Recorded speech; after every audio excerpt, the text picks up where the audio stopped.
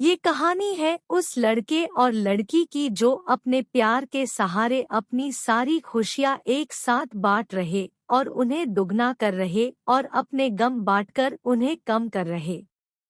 इस कहानी में अनिरुद्ध नाम का लड़का है और प्रिया नाम की एक लड़की है। अनिरुद्ध बड़ा ही सीधा साधा लड़का है। अनिरुद्ध के लिए उसका परिवार ही सब कुछ है। अनिरुद्ध अपने परिवार के लिए कुछ भी कर सकता है, इसलिए वह दिन रात मेहनत करता है और दिन रात मन लगाकर पढ़ाई करता है, साथ ही साथ कुछ काम करता है जिससे कुछ पैसे कमा सके। अनिरुद्ध दिन रात इसलिए मेहनत करता है ताकि वह पढ़ लिख कर कुछ कर सके, बड़ा आदमी बन सके और अपने परिवार का नाम रोशन करे। अनिरुद्ध की यही ख्वाहिश थी कि अपने माँ बाप को वह खुशी दे सके जिसके वह हकदार है। अनिरुद्ध इंजीनियरिंग करता है, साथ ही साथ वह पार्ट टाइम जॉब भी करता है। अनिरुद्ध चाहता है कि वह बहुत बड़ा आदमी बने, उसे अपने करियर में सक्सेस मिले ताकि आगे चलकर उससे उसके परिवार को किसी भी तरह की मुसीबत का सामना ना करना पड़े। अनिरुद्ध रोज की तरह अपने ऑफिस जा रहा रहता है। वहां आज उसके ऑफिस में एक प्रिया नाम की लड़की ने न्यू ज्वाइनिंग की होती है। प्रिया को देखते ही अनिरुद्ध को उससे प्यार हो जाता है, पहली नजर वाला प्यार।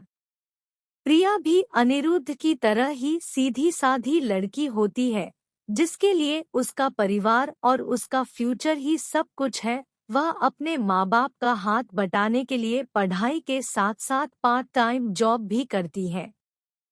प्रिया लेकिन अनिरुद्ध से थोड़ी सी अलग है। अनिरुद्ध अपने माँ बाप के कहने पर चलता है, जैसा वह कहते हैं वह वैसे ही करता है। लेकिन प्रिया अपने सपनों को जीना चाहती है, वह अपने सपने पूरे करना चाहती है। उसका जो दिल चाहता है वह वही करती है। उसने कभी दुनिया की फिक्र नहीं की, लेकिन उसके परिवार की पुरानी सोच उसके सपनों के आड़े आ गई, इसलिए प्रिया अपने सपने अब तक जी नहीं पा रही थी। पर उसके मन में अभी आशा जगी हुई थी, उसका भगवान में भी काफी विश्वास था। उसे यकीन था कि एक न एक दिन उसके सपने जरूर पूरे होंगे। जब अनिरुद्ध और प्रिया की पहली मुलाकात हुई, अनिरुद्ध उसे अपना दिल दे बैठा। उस दिन से दोनों में दोस्ती हो गई। प्रिया को अनिरुद्ध का स्वभाव अच्छा लगने लगा। अनिरुद्ध हर वक्त उससे बात करता, उसका छोटी छोटी चीजों में मदद करता, हर वक्त उसका ख्याल रखना, हमेशा उसे पूछना कि उसने खाना खाया कि नहीं। धीरे धीरे प्रिया भी अनिरुद्ध को पसंद करने लगी थी। फिर एक दिन अनिरुद्ध ने प्रिया से अपने प्यार का इजहार किया और प्रिया ने भी हाँ कह दी, क्योंकि प्रिया को भी प्यार चाहिए था। वह हमेशा अकेली थी, अंदर से उसे कभी इतना प्यार नहीं मिला किसी से और ना ही किसी ने कभी उसकी परवाह की। अनिरुद्ध का ऐसा स्वभाव प्यार भरा और परवाह करने वाला देखकर प्रिया ने उसके प्यार को कबूल किया और अपने प्यार का भी इजहार किया। इसी तरह दोनों एक साथ घूमते मिलते, एक दूसरे से बातें करते और अपने प्यार के खुशियों के पल समेटते रहे। प्यार में मीठी तकरार तो होती है, इनके बीच की तकरार हुई पर इन्होंने एक दूसरे को समझा, एक दूसरे को संभाला और हमेशा एक दूसरे का साथ दिया।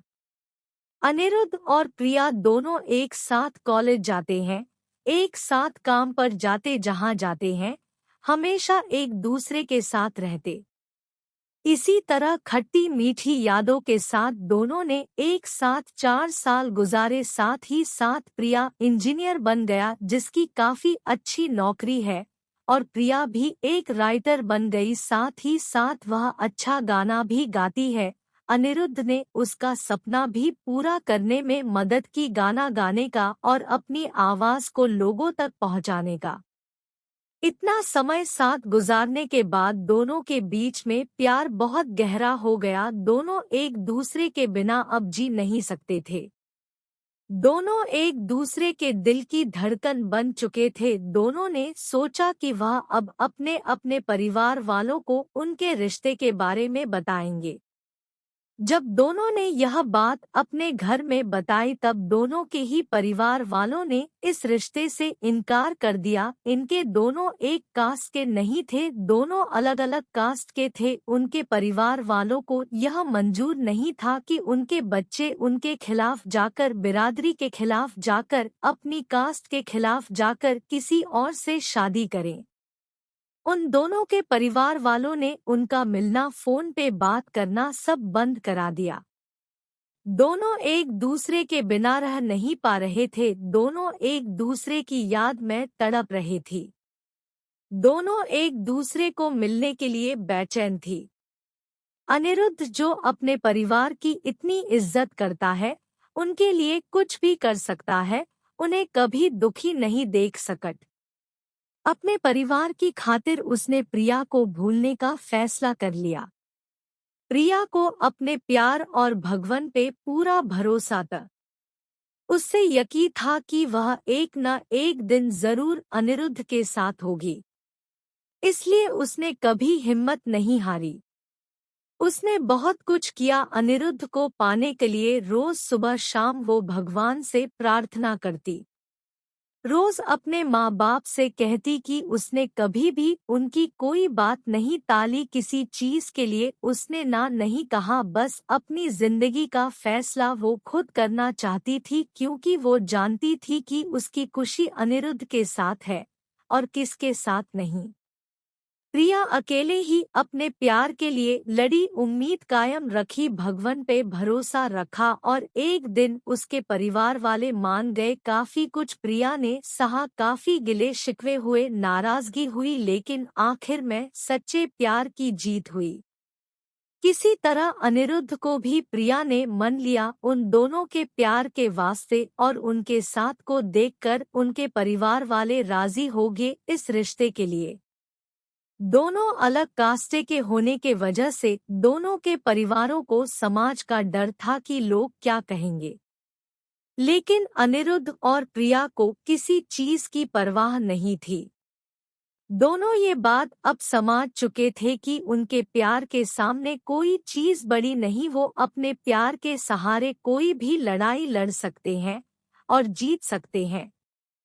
आज के जमाने में कुछ लोग ऐसे भी हैं जो अब भी जात पात ऊंच नीच को मानते हैं, पर इस कहानी से हमें यही सीखने मिलता है कि प्यार की कोई जात नहीं होती, प्यार का कोई धर्म नहीं होता। प्यार तो प्यार होता है जिसके सहारे जिंदगी खुशी से जी सकते हैं।